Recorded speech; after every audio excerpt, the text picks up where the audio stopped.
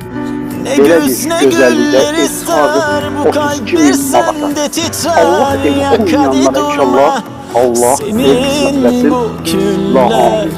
Buyuraq Ne yazı inşallah ne önünüze kışı bak. bekler, bu kalp bir seni özler.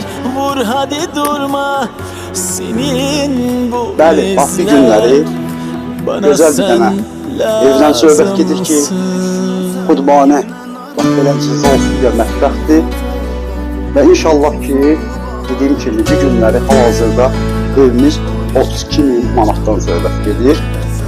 Evdə bəzi əşyalar qalacaq. Bəzi əşyalar qalacaq, qalan çıxacaq. Bəziləri istisna olma halına yəni.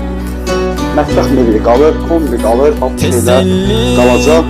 Ev yəsindən mən yaxşı var ki, ondan sizdən razılaşır, bəzən əşyalar saxlamaq mümkündür. Buyuraq inşallah, evimizə baxaq. Bax,